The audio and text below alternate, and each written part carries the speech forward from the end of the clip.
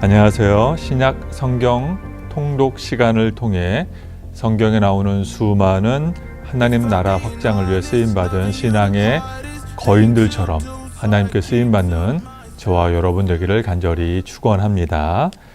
하나님 나라 건설을 위해 쓰임받은 위대한 신앙의 위인들처럼 우리도 하나님께 쓰임받을 수 있음을 반드시 믿으시기를 바랍니다. 오늘 강의는 서신서입니다. 고린도 전서부터 유다서까지 서신서 전체를 오늘 함께 다루도록 하겠습니다.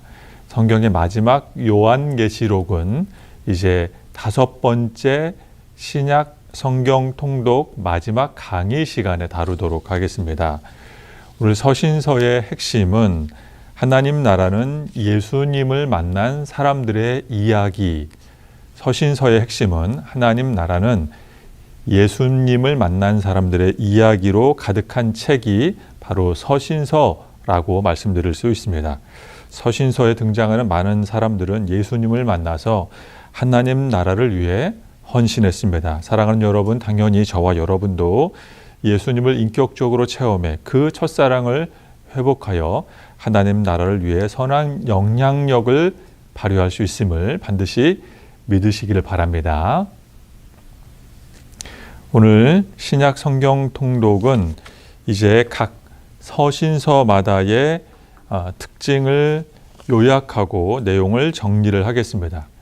그리고 서신서에서 예수님을 만나서 하나님 나라 확장을 위해 가장 많은 분량을 차지한 이 바울에 대해서 한번 또 소개하는 시간을 갖도록 하겠습니다. 특별히 바울이 기록한 서신서 13권, 또 바울이 기록하지 않은 서신서 8권에 대해서 각각 나누어서 설명을 드리도록 하겠습니다. 그래서 서신서는 총 이 13권, 8권 이렇게 구성되어 있는데 기준은 바울이 기록했느냐, 바울이 기록하지 않았느냐라고 나눌 수가 있습니다. 그래서 이 20여 권의 서신서를 오늘 함께 살펴보도록 하겠습니다. 특별히 이 예수님을 만나서 이 신약 시대의 한 축을 담당하고 또 오늘날에 우리가 예수님에 대한 신학 발전의 큰 디딤돌이 된 큰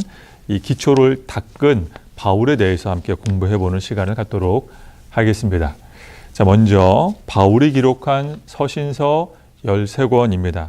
바울이 기록한 서신서 13권도 바울이 교회 공동체에게 공동체 대상으로 기록한 9권과 그리고 바울이 개인에게 보낸 편지, 서신서 4권, 그래서 이 9권, 4권 총 13권을 또 역시 두 부류로, 두 종류로 나눌 수가 있겠습니다. 그래서 바울이 교회 공동체에 보낸 서신서가 로마서, 고린도전서, 고린도후서, 갈라디아서, 에베소서, 빌립보서, 골로새서, 데살로니가 전서와 후서, 그리고 바울이 한 개인에게 보낸 편지 글로는 디모데 전서와 후서, 디도서, 빌레몬서가 되겠습니다. 그래서 이제 바울이 쓴 서신서를 간략하게 도표로 만들어 보았는데 한번 이 도표를 통해서 또 한번 설명을 드리도록 하겠습니다. 먼저 바울이 제일 먼저 쓴 서신서는 갈라디아서가 되겠습니다. 바울이 1차 전도 여행에 쓴 최초의 서신서는 갈라디아서이며 아마 안디옥에서 기록했을 것으로 보고 있습니다. 그리고 바울이 가장 마지막에 쓴 서신서는 이제 바울이 로마 감옥의 수감 중에 쓴 디모데 후서로 보고 있습니다. 그래서 갈라디아서에서 디모데 후서까지 바울은 수많은 서신서들을 기록을 했는데 특별히 갈라디아서를 통해서 이제 이신칭의와 구원받음과 성령의 상관관계에 대해서 쓰고 난 후에 이제 예루살렘 공의회 사도행전 15장에 나오는 예루살렘 공의회 사건 이후에 2차 전도여행을 다시 갑니다. 그리고 그곳에서 고린도 지역에서 데살로니가 전서를 기록을 하게 되고 또 역시 같은 지역에서 데살로니가 후서를 기록하게 되고 마지막 3차 전도여행을 떠나서 이제 에베소 지역에서 고린도 전서를, 마게도냐 지역에서 고린도 후서를 기록하게 되고 고린도 지역에서 로마서를 기록을 하게 됩니다. 그리고 이제 바울은 예루살렘에서 체포되어 로마로 당해 이제 로마에서 유명한 에베소서, 골로새서, 빌레몬서, 빌립보서, 이 옥중서신이라고 말하는 이 4개의 서신서를 바울은 기록하게 됩니다. 그리고 이제 바울은 잠깐 수감 중에 풀려난 잠깐의 시간 이후에 두 번째에 수감되어서 그 중간에 이제 디모데전서, 디도서를 쓰고 마지막에 디모데후서를 쓰면서 로마에서 순교를 하게 됩니다. 그래서 바울이 가장 먼저 기록한 책이 갈라디아서, 그리고 마지막 책이 디모데후서. 그리고 바울의 2차, 3차 전도여행 때, 2차 전도여행 때 데살로니가 전후서, 3차 전도여행 때 고린도 전후서, 그 다음에 로마서를 기록했다. 그리고 바울이 로마 감옥에 갇혔을 때의 옥중서신을 기록했다. 이 정도 우리가 이해하고 알고 넘어가면 되겠습니다. 이제 각각 바울이 기록한 서신서, 이 13권의 특징을 한번 살펴보도록 하겠습니다. 먼저 바울이 교회 공동체에 발송한 9권의 서신서, 신약 성경책입니다. 먼저 고린도전서와 고린도후서입니다. 고린도전서는 총 16장, 고린도후서는 총 13장으로 기록되어 있으며 핵심 주제는 교회의 다양한 현실적 문제와 그리고 바울이 나는 예수님에 의해서 부름받은 사도라고 하는 자신의 사도적 권리를 옹호하는 내용이 주된 주제가 되겠습니다. 고린도전서의 핵심 사건으로는 고린도 교회가 4개의 파벌로 분열된 것, 또 교회 안에 발생한 이 음란한 사건에 대한 문제, 또 고린도 교회 교인 사이에 발생한 법정 소송 문제, 또 예루살렘 당시 이제 가뭄으로 인해서 큰 가난과 고초를 겪고 있는 예루살렘 교회를 위한 이 연보, 구제 헌금을 모금하는 이 핵심 사건이 있습니다. 또 핵심 인물로는 역시 바울과 또 고린도 지역의 회당장이었던 소스데네, 그리고 바울을 이어서 고린도 교회를 목회했던 디모데, 핵심 인물이 되겠습니다. 핵심 성구는 고린도전서 13장 13절 말씀 사랑장, 이것이 바로 고린도전서를 관통하는 핵심 주제 말씀이 되겠습니다. 고린도후서는 총 13장으로 구성되어 있으며 핵심 주제는 새 언약의 일꾼, 그리스도의 향기, 질그릇에 담긴 모배, 하나님의 성전 등등이 되겠습니다. 핵심 사건으로는 고린도 교회에 바울이 방문을 연기한 이유가 나와 있으며 3층천, 바울이 이 천국을 체험한 체험, 그리고 고린도 교회의 회개, 이서 고린도 교회가 회개해서 바울이 굉장히 기뻐하며 고린도 전서에서는 바울이 고린도 교회의 문제를 신랄하게 비판하지만 고린도 후서로 넘어가면 회개한 고린도 교회의 모습 때문에 화해의 손길을 내미는 바울을 보게 관찰할 수가 있습니다. 또 구제헌금, 역시 예루살렘 교회를 향한 구제헌금 칭찬하는 바울의 내용이 있습니다. 고린도 후서의 핵심 인물로는 바울과 디도가 되며 핵심 성경 구절은 고린도 후서 6장 16절이 되겠습니다. 역시 디모데 바울을 이어서 디도가 이 고린도 교회를 목회하고 목양하는 것을 우리는 고린도 후서를 통해서 보게 됩니다. 이제 갈라디아서입니다. 바울이 교회 공동체에 발송한 9권의 서신서 중에 갈라디아서는 총 6장으로 구성되어 있으며 핵심 주제는 율법이 아니라 오직 은혜로 이루어지는 구원, 이 성령의 사건으로 이루어지는 구원에 대해서 말하고 있으며 핵심 사건은 바울이 이제 갈라디아 교인들과 식탁의 교제, 식사 시간을 나누고 있는데 예루살렘에서 온 이 율법주의자들로 인해서 바울이 시험에 빠지게 되는, 그래서 이 바울뿐만 아니라 함께 식탁의 자리에 있었던 많은 사람들이 시험에 드는 유명한 식탁 사건이 갈라디아서에서 언급이 됩니다. 핵심 인물로는 바울과 베드로, 디도, 또 도덕 폐기론자, 율법주의자들이 되며 핵심 성구로는 갈라디아서 3장 14절이 되겠습니다. 빌립보서는 총 넉 장으로 이루어져 있으며 핵심 주제는 이제 그리스도의 겸손과 하늘의 시민권, 하늘에 계신 예수님이 이 땅에 내려온 겸손을 강조하며 우리가 땅의 시민권 아니라 로마 시민권을 사모할 것이 아니라 하늘의 시민권을 사모해야 한다라고 바울은 강조하는 책이 빌립보서입니다. 이제 핵심 사건으로는 바울이 로마 감옥에 수감된 것, 그럼에도 불구하고 빌립보 교회의 신앙 성숙 때문에 바울이 기뻐하고 있다. 라는 것이 핵심 사건 주제가 되겠습니다. 빌립보서의 핵심 인물로는 바울과 디모데 또 에바브로디도 등이 되며 핵심 성구로는 빌립보서를 관통한 핵심 성구로는 빌립보서 2장 5절에서 11절 말씀이 되겠습니다. 바울이 교회 공동체에게 보낸 9권의 서신서 중에 에베소서와 골로새서입니다. 에베소서와 골로새서는 각각 6장과 4장으로 구성되어 있습니다. 에베소서의 주제는 유대인과 이방인으로 교회가 이루어져 있다. 교회가 이제 예수님의 부활과 십자가 부활과 승천 때문에 발생한 교회는 유대인으로만 구성된 교회도 아니고 이방인으로만 구성된 교회도 아니라 이방인과 유대인이 골고루 합력해서 선을 이루며 교회를 이룬다라고 말하고 있고, 또 핵심 사건으로는 바울의 수감과 또 쇠사슬에 매인 사신, 바울은 쇠사슬에 매여 있는 죄인이 아니라 하나님 나라 통치자, 하나님 나라의 대사로서 감옥에 수감 중이다라고 말하고 있습니다. 핵심 인물로는 바울과 또 예수님, 또 두기고가 있습니다. 핵심 성구로는 에베소서 1장 10절이 되겠습니다.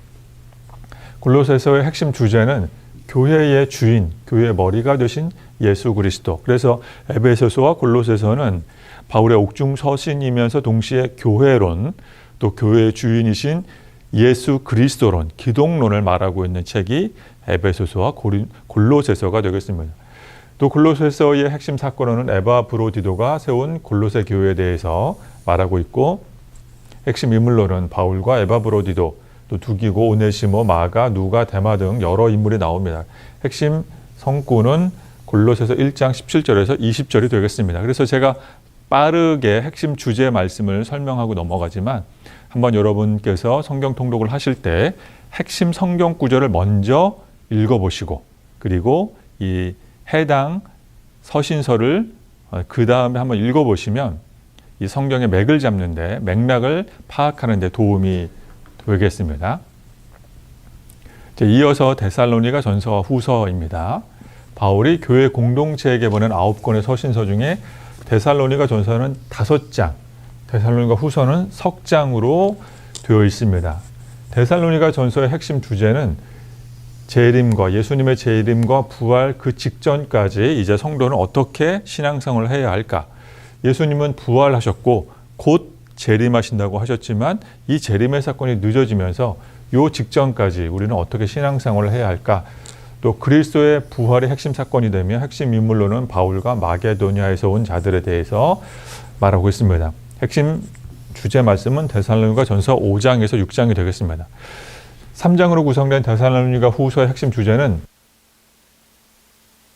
이제 예수님은 부활 승천하셨는데 재림이 늦어짐으로 인해서 계속해서 과해지는 신앙의 모진, 박해와 어려운 핍박으로 인해서 우리는 종말이 지연됐는데 역시 어떻게 신앙생활을 해야 되는가, 지연된 종말론에 대해서 바른 신앙관, 신학관, 바른 신앙의 자세를 설명하는 것이 데살로니가 후서가 되겠습니다. 그래서 그리스도인들이 당하는 환난과 핍박에 대한 이 해석에 대한 말씀, 그것에 대한 사건이 설명하고 해석하는 말씀이 데살로니가 후서의 말씀이며, 핵심 인물로는 바울과 실라, 디모데, 또 악한 자들이 나옵니다. 핵심 성구로는 데살로니가 후서 1장 5절 말씀이 되겠습니다. 이제 바울이 개인에게 보낸 4권의 서신서입니다. 먼저 디모데 후서, 디모데 전서와 후서가 있습니다. 디모데에게 보냈습니다. 바울이 영적으로 낳은 자신의 아들 디모데에게 2권의 서신서를 공식적으로 보냈습니다. 디모데 전서는 6장으로 구성되어 있고, 핵심 주제는 교회 안에서의 이 바른 질서, 그래서 교회 안에 여러 직분 맡은 사람들의 질서를 디모데가 바르게 세울 것을 바울은 권면하고 있습니다. 핵심 사건은 이제 슬기로운 목회 생활에 대해서, 또 거짓 교훈을 경계하라고 말하고 있고, 핵심 인물로는 역시 바울과 디모데가 되며, 핵심 성구는 너 하나님의 사람아를 말하는 디모데 전서 6장 11절 이하의 말씀이 되겠습니다.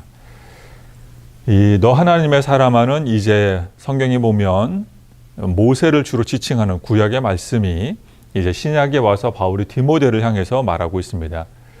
디모데후서 4장은 이제 바울의 마지막 편지가 되며 핵심 사건으로는 복음과 함께 고난을 받을 것에 대해서 바울이 말하고 있고, 핵심 인물로는 바울과 디모데, 또 외조모 로이스, 모친 유니게, 그래서 이 디모데의 신앙의 출발이 어디에서 왔는지를 바울이 설명을 하고 있습니다.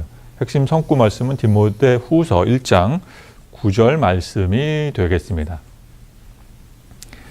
이제 바울이 또 개인에게 보낸 네 권의 책 중에서 마지막 디도서와 빌레몬서입니다. 디도서는 3장으로 구성되어 있습니다.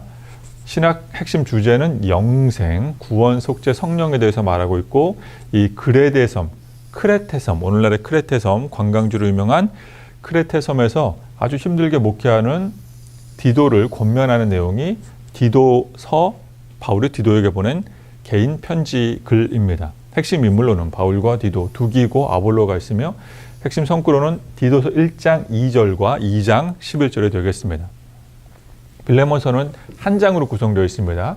그래서 주제는 그리스도의 사랑, 우리가 예수님의 사랑을 받았다면 그 사랑을 실천할 것을 말하고 있고, 핵심 사건은 바울과 수감 중에 예수를 믿게 된 오네시모에 대한 얘기가 나옵니다. 우리가 그래서 익히 알듯이 주인에게서 도망쳐 나온 이 오네시모라고 하는 노예가 바울과 함께 수감되면서 바울로 인해서 이제 예수님을 믿게 되고, 그 오네시모에 대해서 옹호하는 편지를 바울이 빌레몬에게 발송했는데, 그것이 이제 빌레몬서가 되겠습니다.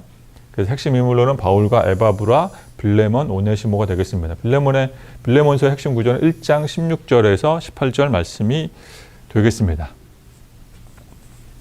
이제 바울 외에 서신서 8권입니다. 우리가 흔히 이것을 일반 서신서, 바울 서신서가 아니라 일반 서신서 8권이라고 말합니다. 그래서 이제 이 8권의 책을 또 한번 우리가 간략하게 살펴보겠습니다. 첫 번째 히브리서, 야고보서입니다. 히브리서는 바울 외에 일반 서신서 중에 가장 많은 분량을 차지한 13장입니다. 그래서 우리가 이제 성경을 보다 보면 바울이 가장 먼저 보낸 서신서가 갈라디아서인데, 갈라디아서가 가장 먼저 나오지 않았습니다. 로마서가 가장 먼저 나왔습니다. 그래서 이런 순서들이 왜 이렇게 성경이 연대기 순서, 기록 순서에 맞춰서 신약 성경이 위치하지 않고 성경의 분량에 맞춰서 가장 많은 분량, 가장 많은 절수와 장수를 차지한 성경, 그것이 로마서이기 때문에 로마서가 앞자리를 차지하고 있습니다. 성경의 순서가 연대기 순으로 기록되어 있지 않은 것, 연대기 순으로 위치하고 있지 않은 것 참고로 말씀을 드립니다.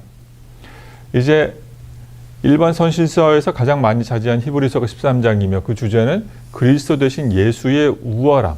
그래서 구약의 여러 인물들, 모세라든지 또는 여러 천사라든지 이런 분들, 이런 존재들과 비교했을 때 예수님이 가장 탁월하다라고 말하고 있는 책이 히브리서입니다. 그리고 핵심 사건은 예수님의 십자가 사건이 단 한 번의 유일한 이 희생 제사가 됐다. 그래서 구약의 여러 제사는 매년 절기 때마다 반복됐지만 예수님의 희생 제사는 단 한 번으로 유일한 사건으로 성취가 됐다라고 말하고 있습니다. 핵심 인물로는 멜기세덱, 모세, 아론, 아브라함 등등이 있으며, 예수님을 이 존재들과 이 인물들과 비교하여 예수님이 하나님의 아들로서 독생 성자로서 가장 우월하신 분이다 강조하고 있는 책이 히브리서이며, 핵심 성구로는 12장 2절 말씀이 되겠습니다. 야고보서는 5장으로 구성되어 있습니다. 그래서 실천적 신앙을 강조하는 책이 야고보서입니다. 그래서 바라기는 이신칭의를 강조하는 로마서를 통해서 은혜를 받았다면, 바로 야고보서 말씀을 통해서 신앙의 실천과 적용을 다짐하는 것도 굉장히 지혜롭고 슬기로운 신약 성경 통독의 방법이 되겠습니다. 그래서 로마서 주석을 쓴 칼바르트 목사님 같은 경우는 내가 어제 로마서를 읽었다면 내일은 야고보서를 읽겠다라고 말할 정도로 이 믿음으로 구원받는 로마서, 그리고 균형을 이루는 야고보서, 이 두 개의 축으로 우리가 신앙생활을 한다는 것을 기억하시길 바랍니다. 로마서처럼 믿고 야고보서처럼 실천하며 사는 것입니다. 핵심 사건은 회당 안에서 차별된 사건, 이제 회당 안에서 부자와 가난한 사람들을 차별한 것에 대해서 야고보가, 예수님의 동생 야고보가 그것을 비판하며 실천적 신앙, 우리가 믿었다면 정말 그 믿은 만큼 지혜를 구하며 신앙생활을 해야 한다라고 말하고 있는 책이 야고보서입니다. 그래서 핵심 인물로는 예수님의 동생이었던 야고보, 핵심 성구로는 야고보서 5장 16절 말씀이 되겠습니다. 바울 서신서 외에 일반 서신서 8권 중에서 베드로전서와 베드로후서가 있습니다. 역시 핵심 인물로는 베드로가 되겠습니다. 베드로가 쓴 2권의 책, 편지글이 되겠습니다. 베드로전서는 5권이며 핵심 주제로는 고난 중에서도 소망을 잃지 말아라. 핵심 사건은 신앙의 박해를 받은 1세기 당시에 이제 교회 성도들이 되겠습니다. 또 이 고난을 받고 있는 이 사람들이 이 베드로의 서신서를 받고 위로를 받았던 것입니다. 핵심 인물로는 베드로, 실로아노, 신라를 말합니다. 신라. 그다음에 마가가 되겠습니다. 핵심 성구로는 베드로전서 2장 4절, 2장 9절이 되겠습니다. 이 실로아노는 신라를 말합니다. 베드로 후서는 총 3장으로 구성되어 있으며 지연된 종말론이 핵심 주제입니다. 그래서 핵심 사건으로는 베드로가 예수님의 수제자로 있을 당시에 예수님이 갈릴리아 어떤 한 산에서 변화된 곳, 이 일명 변화산 사건을 재차 언급하는 서신서가 베드로 후서가 되겠습니다. 핵심 인물로는 베드로와 노아, 롯, 바울이 되며 베드로 후서 3장 8절 10절이 핵심 성구가 되겠습니다. 그래서 바울의 서신서 외에 또 사도행전 외에 바울이 1세기 당시 교회에 아주 중요한 영향력을 발휘하는 인물이라고 하는 것을 간접적으로 설명한 책이 베드로 후서가 되겠습니다.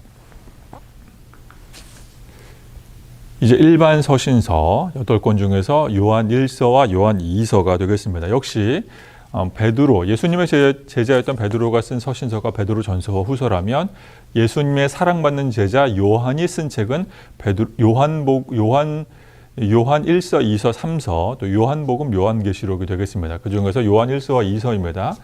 요한 1서는 총 5장으로 구성되어 있으며 주제는 사랑, 또 빛 대언자, 핵심 사건은 하나님은 사랑이시다 라고 말하는 것이며 핵심 인물로는 예수님의 제자 요한이 되고 핵심 성구는 요한 1서 4장 8절이 되겠습니다. 이제 하나님은 사랑이시다라고 말하는 말씀. 요한 2서는 한 장으로 되어 있습니다.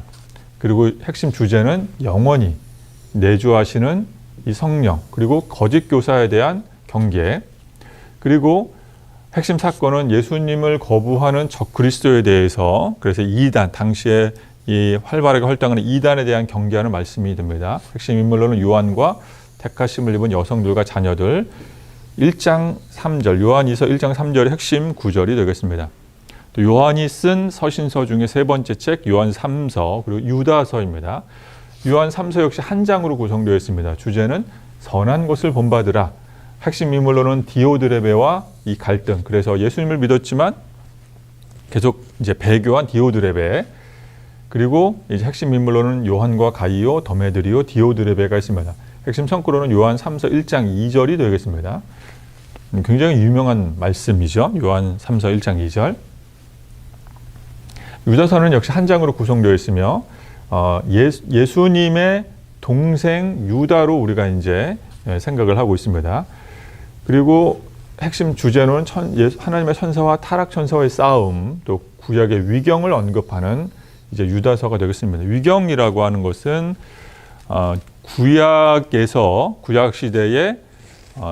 구약 시대와 신약 시대 그 중간기, 약 한 500년, 600년 사이에 이제 선지자 활동이 멈춘 이 중간기, 말라키 선지자를 마지막으로 세례 요한이 등장하기 전까지 이 중간기의 활동, 이 성경에 기록이 없는데 이 중간기 때에 유대인들이 읽고 묵상하고 전승됐던 여러 이 성경 외의 경전들이 있습니다. 성경 외의 경전들. 그것을 우리가 외경 또는 외경도 포함되지 않는 위경이라고 하는 그런 글들이 있는데, 이런 문서들이 있는데, 이런 외경과 위경을 간접적으로 언급하고 있는 책이 유다서가 되겠습니다. 핵심 인물로는 유다와 모세, 미가의 에녹이 되어 있습니다. 그래서 에녹서를 언급하고 있습니다. 핵심 성구로는 1장 20절 말씀이 되겠습니다. 네, 그래서 이제 우리가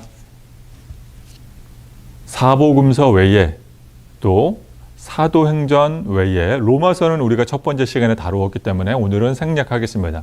그래서 사복음서, 사도행전, 로마서 외에 기타 여러 서신서들, 바울이 기록한 서신서, 바울이 기록하지 않은 일반 서신서를 우리가 간략하고 빠르게 한번 살펴보았습니다. 이제 우리가 신약 시대에 예수님을 만나서 하나님 나라 확장을 위해 힘썼던 수많은 성경의 인물 중에서 유명한 또 중요한 영향력을 발휘한 바울에 대해서 한번 우리가 살펴보는 시간을 갖겠습니다. 첫 번째, 바울은 철저한 유대인이었습니다. 그리고 바울은 예수님을 만나서 변화됐던 사람입니다. 그는 예수님을 믿는 교회의 무리들을 그는 하나님을 대적한다라고 믿었던, 오해했던 사람이었지만 그는 예수님을 만나서 이제 교회 중심적인 인물로 바뀌게 됐습니다. 또 바울은 하나님 나라 선교 확장을 위해서 많은 선교 여행을 했고 또 선교 여행 중에 교회를 개척했고 그리고 그는 홀로 외롭게 이 선교를 한 것이 아니라 많은 팀원들을 세워서 많은 팀원들과 협력하여 선교를 했습니다. 그리고 그는 로마 대화재 사건 때 베드로와 거의 동시대에 순교했다고 많은 성서학자가 보고 있으며 또 바울은 기독교 신앙의 기초를 닦은 아주 위대한 신학자가 되겠습니다. 그래서 이 7가지 항목을 또 우리가 간략하게 또 세밀하게 한번 살펴보도록 하겠습니다. 먼저 바울이 유대인 출신이라고 하는 것을 빌립보서 말씀을 통해서 우리가 알 수가 있습니다. 빌립보서 말씀 한번 제가 읽어보겠습니다. 나는 8일 만에 할례를 받고 이스라엘 족속이요 베냐민 지파요 히브리인 중에 히브리인이요 율법으로는 바리새인이요 열심으로는 교회를 박해하고 율법의 의로는 흠이 없는 자라. 또 여기 빌립보서에서는 없지만 바울은 오늘날의 터키 나라에 있는 이 투르키의 나라에 있는 길리기아 다소 출신, 즉 터키가 당시에 그리스 헬라 로마화된 도시였는데 길리기아 다소 출신이라고 말하고 있습니다. 바울은 이제 율법에 따라서 8일 만에 할례를 받은 정통 유대인이라고 말합니다. 그래서 그는 자신은 이스라엘 족속, 그중에서 나는 베냐민 지파, 히브리인 중에 히브리인 유대인이라고 말합니다. 그리고 율법의 전통으로는 바리새파라고 말하고 있습니다. 바리새파. 그래서 특별히 바울은 바울이 살던 1세기 당시 유대교는 이 힐렐 학파와 샴마이 학파, 이 두 개의 학파로 크게 나뉘어져 있습니다. 힐렐 학파와 샴마이 학파. 그 중에서 이 샴마이 학파의 계열이 누구냐면 가말리엘이라고 하는 랍비가 있었습니다. 가말리엘. 우리 사도행전 2장에도 나오는 가말리엘. 그래서 이 가말리엘은 그 당시에 굉장히 지혜롭고 성숙한 랍비로 많은 사람들에게 존경과 칭찬을 받는 사람이었는데 바울은 이 가말리엘의 문화생이 바로 바울이었습니다. 그래서 정통 랍비를 통해서 그는 바리새파 교육, 율법 교육을 받았고 그래서 그는 율법으로는 흠이 없는 그런 사람이었습니다. 율법을 철저하게 지킨 이 바리새파의 율법을 철저하게 지킨 사람이었습니다. 그래서 그는 교회를 박해할 수밖에 없었습니다. 왜냐하면 교회는 당시 예수님의 승천 부활로 인해 태동한 교회는 율법의 관점으로 보면 완벽한 이단 집단일 뿐이기 때문입니다. 그래서 바울은 교회를 박해하는 것이 하나님의 뜻이라고 믿었습니다. 그렇게 오해를 했습니다. 그러나 바울은 두 번째 예수님을 만나서 180도 변화되게 됩니다. 유명한 사도행전 9장에 나온 사건입니다. 바울은 열심히 교회를 박해했습니다. 그것이 하나님이 자신에게 준 사명인 줄 알았습니다. 그러나 그는 이제 예수님 믿는 교회 다니는 사람들을 박해하고 체포하기 위해서 공식적인 공문을 받아서 이제 다마스커스로 가던 중, 성경에 나와 있는 다메섹으로 가던 중 예수님을 만나서 변화됩니다. 그 이후에 바울은 자기 자신에 대해서 나는 이제 히브리인 중에 히브리인이다, 율법으로는 흠이 없는 자다라고 하는 자기소개, 자기 이력서가 바뀌게 됩니다. 이렇게 바울은 자기를 소개합니다.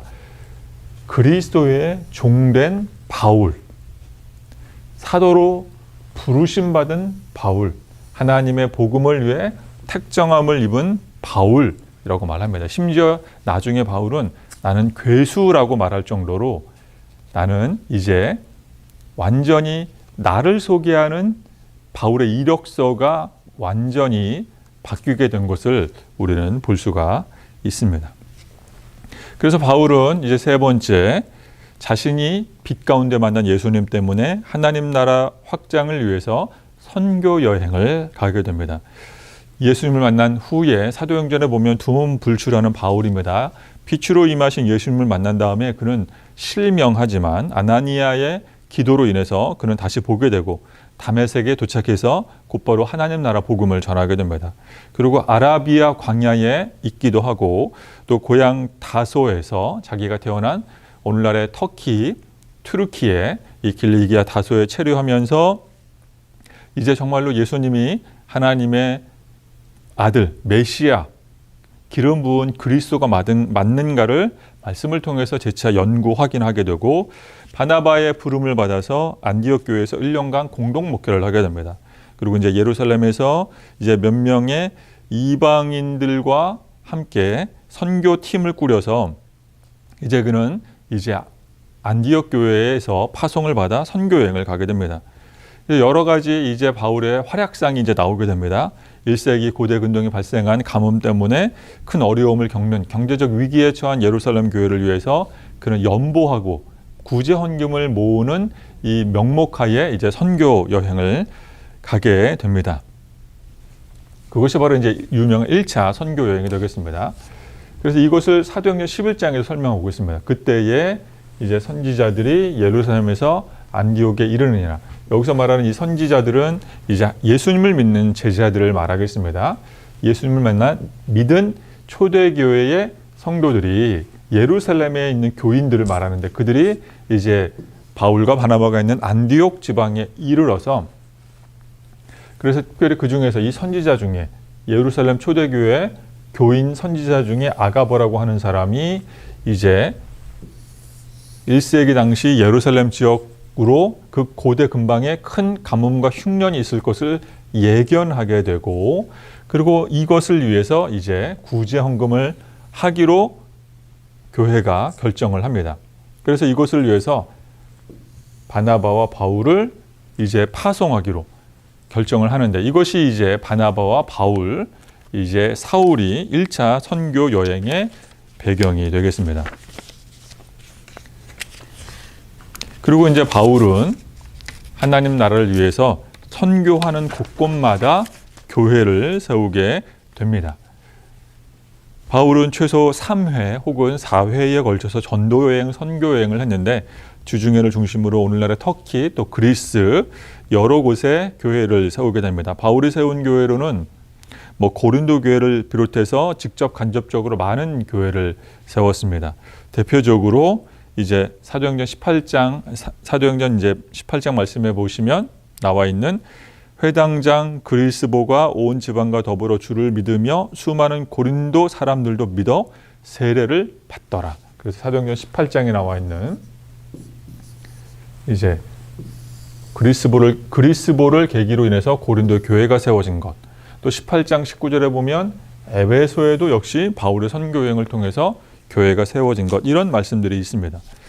그래서 보시면 바울은 자신이 직접 개척한 교회로는 고린도 교회, 에베소 교회, 데살로니가 교회, 그레데 교회, 빌립보 교회, 또 갈라디아 교회, 마게도니아 교회, 비시디아 안디옥 교회 등등 여러 교회가 있고 바울이 개척하지 않은 교회도 로마 교회, 골로새 교회 등이 있지만 그러나 이런 교회에 바울은 역시 간접적으로 선한 영향력을 발휘하고 있습니다. 그리고 바울이 개척한 것 같으나 정확하게 확인하기 어려운 교회로는 서마나 교회, 버가모 교회, 두아디라 교회, 빌라델비아 교회 등등이 되겠습니다. 즉, 이 4개의 교회는 누가 이 교회를 처음 시초에 개척했는지 확인이 불분명한, 성경상으로 확인이 불분명한 교회들이 되겠습니다. 또 바울은 이런 많은 교회를 세울 때 이 전도 선교 여행 중에 홀로 외롭게 고독하게 이런 어려운 일을 감당한 것이 아니라 팀원들을 세워서 함께 협력해서 이 선교 사명을 감당했습니다. 독단적으로 선교를 추진하지 않았습니다.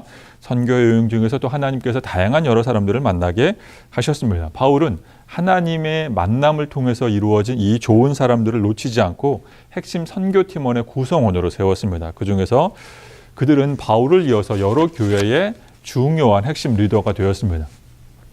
대표적으로 이제 사도행전 18장에 보시면 아굴라라고 하는 사람이 있습니다. 말씀을 한번 제가 읽어보겠습니다. 아굴라라는 본도에서 난 유대인 한 사람을 만나니 글라우디가 모든 유대인을 명하여 로마에서 떠나라 한 고로 그가 그 안에 브리스길라와 함께 이달리아로부터 새로운지라 바울이 그들에게 가매 생업이 같음으로 함께 살며 일을 하니 그 생업은 천막을 만드는 것이라. 그래서 아굴라와 브리스길라라고 하는 남편과 아내 아굴라와 브리스길라가 함께 같은 업종에 종사했는데 바울은 이 천막을 만드는 텐트 메이커의 역할을 하면서 직업을 가지고 선교를 했는데 같은 직업이 바로 아굴라와 브리스길라였습니다. 그런데 아굴라와 브리스길라가 이제 로마 그 땅에서 로마 황제 글라우디오가 이제 로마인들을 제외한 이방인들, 유대인들은 다 로마를 떠나라고 하는 이 명령 때문에 로마를 떠났습니다. 이달리아, 로마를 떠났습니다. 그런데 바울이 이들과 함께 만나면서 이들을 기독교로 개종하게 만들고 함께 선교 여행을 떠나게 됩니다. 그래서 아굴라와 브리스길라 외에도 수많은 사람들이 바울과 함께 선교 동역자로 세워지게 되는데 디모데가 있습니다. 디모데를 통해서 에베소 교회를 든든하게 세웠습니다. 디도가 있습니다. 디도를 통해서 그레데 교회를 든든하게 세웠고 소스데네를 통해서 고린도 교회를, 에바브라디도를 통해서 골로새 교회를, 또 로마 사원은 더디오라고 하는 대필자가 있었습니다. 바울이 직접 로마서를 쓴 것이 아니라 바울이 말을 하면 그러면 그 바울의 언어를 글로 대신 써준 더디오라고 하는 인물이 있고 또 천막의 동업자였던 아까 말했던 아굴라와 브리스길라와 아굴라, 또 노예였던 오네시모는 또 역시 교회의 또 수장이 됩니다. 또 바울은 여러 계층, 상류층, 중산층, 또 노예 계층 여러 부류의 사람들을 함께 팀원으로 어우러지게 만들었는데 빌레몬 부자 상류층, 또 부유했던 루디아, 이제 홀로 사는 여인이었던 루디아 등등 여러 사람들을 함께 선교에 동참하게 만들었습니다. 그리고 마지막 바울은 로마에서 순교했습니다. 그래서 바울이 언제 예수님을 만나서 언제 순교했느냐는 학자들마다 의견이 분분합니다만 대략 바울이 30세 때에 예수님을 만났다고 가정을 하기도 합니다. 혹은 뒤늦게 40세 때에 만났다고 말하기도 합니다. 그는 이제 다메섹 가는 길에서 도상에서 예수님을 만났고 그가 이제 30세에 예수님을 만났다면 한 60세쯤에 순교했을 것으로, 혹은 70세쯤에 40세 예수님을 만났다면 혹은 60세나 70세 사이에 순교했을 것으로 보아 짧게는 20년, 길게는 40년 동안 그는 선교 사역에 매진한 것으로 보고 있습니다. 그래서 바울은 베드로와 비슷한 시기에 네로 황제, 미친 황제가 로마에 화재를 일으켰을 그 당시에 그 시간쯤에 그는 이제 도끼에 목이 잘려나가는 참수형으로 순교했다라고 우리가 그렇게 전승된 것을 우리가 믿고 있습니다. 가장 중요한 것은 예수님을 만난 바울은 하나님 나라 선교의 기초를 닦은 사람입니다. 바울의 서신서는 기독교 신학의 밑바탕이 됐습니다. 만약 바울이 없다면 단연코 오늘날의 기독교는 이렇게 체계적으로 발전할 수가 없었습니다. 예수님의 제자였던 베드로나 요한이나 야고보, 이 모든 사람들이 할 수 없는 일을 바울이 해냈습니다. 그것은 오늘날의 기독교 신학의 조직적인 근간을, 뿌리를 놓은 것입니다. 이것이 바울의 가장 위대한 점입니다. 그래서 바울 때문에 이제 이신층의 구원론, 로마서 갈라디아서를 통해서 우리가 알게 됐고, 에베소 골로새서를 통해서 교회론을 알게 됐고, 구원과 성령의 상관관계를 갈라디아서를 통해서 알게 됐고, 이제 예수 그리스도의 기독론에 대해서 에베소 골로새서를 통해서 알게 됐고, 제자론에 대해서 디모데 전후서 디도서를 통해서 알게 됐고, 성령론에 대해서 로마서를 통해서, 또 은사론 고린도전서 로마서를 통해서, 윤리론 로마서 고린도 전후서를 통해서 여러 성서신학과 조직신학과 또 교회론을 바울이 남긴 이 문서를 통해서 이제 오늘날의 학자들은 더욱더 체계화 시켜둔 것입니다. 바울은 헬라, 로마 철학이 모든 사람들의 사상을 지배할 때 그는 이제 예루살렘 갈릴리 이 변방에서 시작된 아주 겨자씨 하나처럼 작은 하나님 나라 복음이 헬라 로마와 사상에 물든 사람들에게 이해할 수 있도록 체계적으로 이 신학 발전을 이룬 사람이 복음을 가르치고 하나님 나라의 교회를 세운 사람이 바로 바울이 되겠습니다. 때로 바울은 자신이 세운 교회들로부터 비판을 받기도 했습니다. 바울은 예수님의 제자인지 아닌지 모르겠다라고 하는 의심을 받기도 했습니다. 바울은 자신이 그토록 기다렸던 메시아된 예수님을 그는 한 차례밖에 직접 보지 못했고 또는 환상 중에 몇 번 만났을 뿐입니다. 그러나 그 예수님이 교회를 받게 했던 자기 자신을 용서해 주셨던 이 은혜의 사건 때문에 자기 자신을 의심하는 여러 자기가 개척한 교회들을 모조리 다 용서해 주었습니다. 마치 예수님이 자신을 용서해 주셨듯이 바울도 그 많은 교회를 용서해 주며 끝까지 그 교회를 품고 흔들리지 않고 품격 있는 리더십을 보여주었습니다. 그래서 바울의 이 기도와 활약 덕분에 초대교회는 그 당시에 헬라, 로마와 문명화된 여러 지역의 초대교회는 든든히 서가게 되었습니다. 그러므로 사랑하는 여러분, 우리들도 이제 신약 성경 통독을 할 때 바울처럼 예수님을 인격적으로 만나서 받은 그 사랑에 감격하며 하나님 나라 확장을 위해서 쓰임받기를 소망하기를 원합니다. 바울처럼 예수님을 만난 수많은 사람들이 있습니다. 그 사람들 때문에 인류는 발전하게 되었습니다. 예수님을 만난 영국의 윌리엄 윌버포스는 이제 최초로 노예 해방을 이끈 사람이 됐습니다.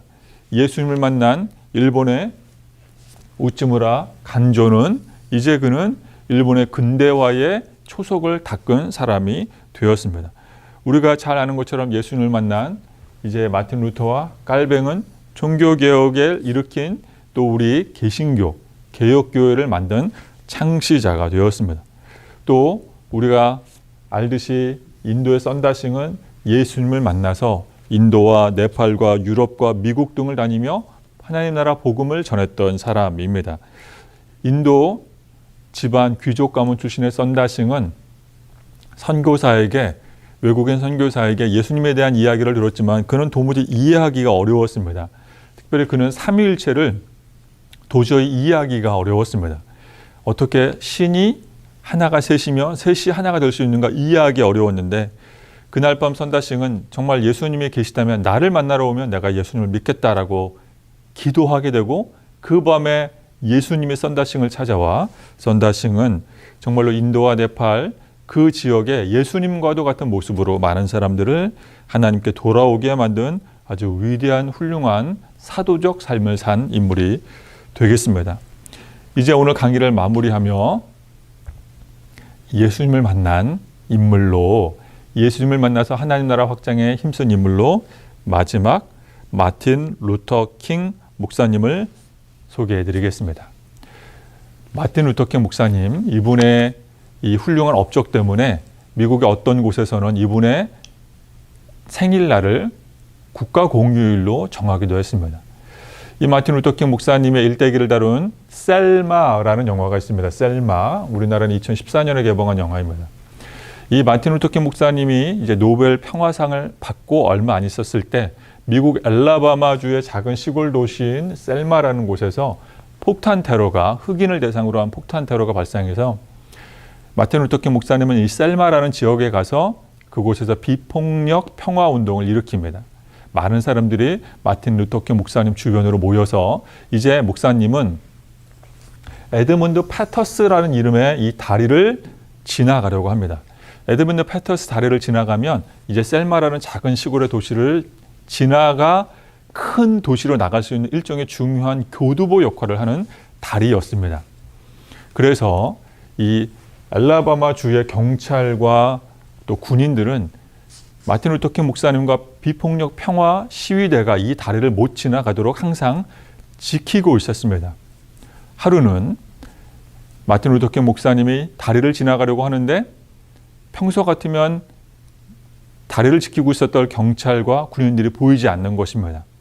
그래서 많은 시위대에 참석한 사람들은 우리가 이제 이 다리를 지나갈 수 있겠구나라고 생각을 했습니다. 그런데 그때 루터킹 목사님은 시위대를 멈춰 세우고 자신은 약간 떨어진 곳에서 무릎을 꿇고 기도하기 시작합니다.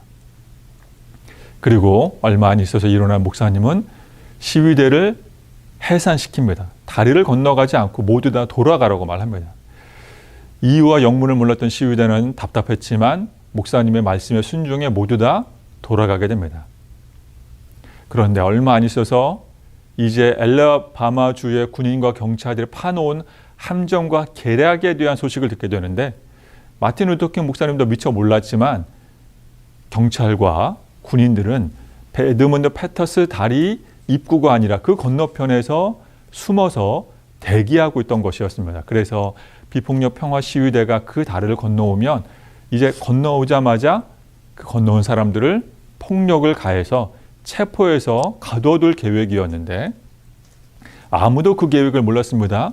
루터킹 목사님도 몰랐습니다. 하지만 목사님은 기도한 끝에 하나님이 주신 깨달음으로 시위대를 함정과 위기에서 건져낸 목사님의 여러 일화가 영화 가운데 담겨 있습니다.